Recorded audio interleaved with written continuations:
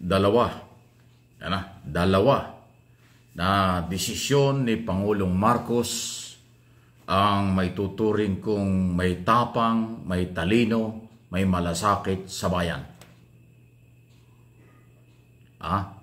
Alam mo bakit ko sinabing may tapang, may talino at malasakit sa bayan? Yung unang kanyang desisyon bago nagtapos ang 2024, binito niya ang ilang provision doon sa proposed budget na ngayon ay budget na simula ng January 1 ng ating taon 2025. Yung mga isiningit na mga pondo, mga project, ng iba dyan ay galing pa sa mga politikong kaalyado niya. Pero binito, dinilit, inalis. At ibinalik niya na naging number 1 budget ang education sector. Inalis ang mga budget sa Department of Public Works and Highway para maging number 1 ang education sector. 194 ba? 175 billion ang binago at 26 billion ang inalis sa DPWH ng Pangulo bago niya pinirmahan. Pinanindigan niya na ang pera ay para sa bayan, hindi para sa politiko at kung ano man ang kailang interes. Yan ang isa sa matapang, matalino at malasakit sa bayan dahil pera ng mamamayang Pilipino yan. Yan ang liderato na dapat nating panghawakan. Hindi siya nagdalawang isip kahit na kapartido niya, kaalyado niya, ang mga politikong nagsingit ng pera, hindi niya inapruban.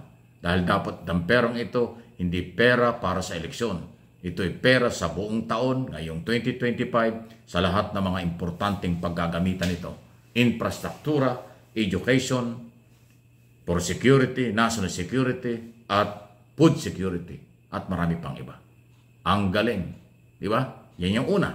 Pangalawa, ito na ibalita ko na rin, na Executive Order number 81 na kanyang tinanggal na as member ng National Security Council si Vice President Sara Duterte at yung tatlong former President Duterte, Arroyo, and Estrada. Matalino, matapang, mamamayang desisyon yan. Yan ang punong ekotibo. Ang ayaw sa mga desisyong ito ay yung mga nasagasaan. Ang ayaw sa mga desisyong ito ng Pangulo ay yung mga anti-Marcos o pro-Duterte. Pero kung ikaw ay Pilipino na nagmamalasakit sa bayan, susundan mo at paniniwalaan mo at susuportahan mo itong desisyon ng ating Pangulo. Itong aking channel, bilang political blogger, bilang broadcast journalist tayo, ay aking paninindigan, ito ang liderato na may tamang direksyon. Kasi hindi niya pinapaboran kahit kaibigan kung sa tingin niya ay hindi naman priority ang mga pinaglalagyan ng pondo. Hindi niya pinaboran ang mga Duterte o si Arroyo o kung sino man kung sa tingin niya hindi naman kailangan. Lalo na sa trabaho bilang mga member ng National Security Council. Napakatitinding desisyon ito. Isang desisyon bago nagbagong taon tungkol sa budget. Unang malaking desisyon ngayong bagong taon ay ang pagtanggal kay Sara Duterte. Matindi po yan. Ibig sabihin, enough na ang 2.5 years na paninira sa kanya na mga basihan na may mga political interest lang. Gusto niya ipakita na anumang mangyari, siya ang presidente at ang mamamayang Pilipino ang priority. Sa tingin ninyo, tama o mali? Sa tingin po ng channel na ito, ng inyong lingkod, yan ang kailangan natin. Kung yung mga ganito, ilang beses na rin po ako nagkaroon ng topic at nanawagan sa Pangulo, Mr. President, tapang-tapangan mo pa. Panindigan mo ang pagiging Pangulo, hinahanapan ka na ng mamayang Pilipino, ng Marcos loyalists, Marcos supporters, na gusto nila ay sumagot ka. Ito, swabe ang kanyang mga galaw. Nasa legal na proseso ang pinaninindigan at paninindigan. Kaya ito na, sana meron pa. Sana dumating pa sa susunod na mga araw. Hindi tayo nagmamadali.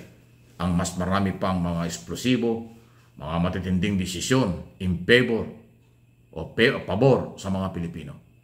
Hindi sa mga kaibigan o politician o sa may mga sariling interest lang. Ang galing yan. Lutang ang tatlong M.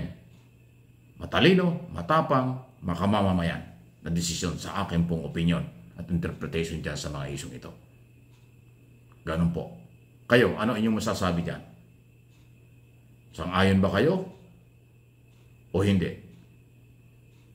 Ako, naniniwalang dadagdagan pa ng Pangulo ngayon taong ito at sa darating na mga panahon hanggang 2028. Paninindigan niya ang lahat. Kulang man sa mga tagapagtanggol mula sa gobyerno, ang ating Pangulo, wala siyang spokesman, hindi gaano aktibo ang mga dapat nagtatanggol sa kanya. Pero sa aking monitoring at observation, nai-establish naman kung ano ang kanyang programa at policy. Sabi nga ni Executive Secretary Bersamin, dating Chief Justice at iba pang mga nakapaligid sa Pangulo, iba ang talino ni President Bongbong Marcos. Hindi siya nakikipag-away kahit kanino. Hindi siya nagmumura. Nakatulad ng iba, pag nagmura, pinapalakpakan pa. Yan ang parinig ni Executive Secretary. Ang Pangulo nakapokus sa trabaho. Yun ang kailangan natin. Kaya siya nire-recognize ng international community, politiko man o business group, business community, nire-recognize ang ating administrasyon under President Marcos, itong ating bansang Pilipinas. Yun ay pabor sa ating lahat. Kaya asahan nating mas mabunga ngayong taong ito, 2025, kung lalo tayong magkakaisa at magtutulungan. Again, ulitin ko, hindi ako spokesman ng gobyerno, ng Pangulo at ng Malacanang. Ako ang sinasabi ko, sarili kong opinion, interpretation, at pinanindigan ko ito. Yung nagsasabi na ako ay ganito, maraming akusasyon, huwag kayong maniwala dyan. Paninira lang yan, kasi hindi nila kaya siguro manindigan para sa bayan. Ang kanila, personal at kumita lang, ay hindi ako ganon. Priority ko rin ay bayan.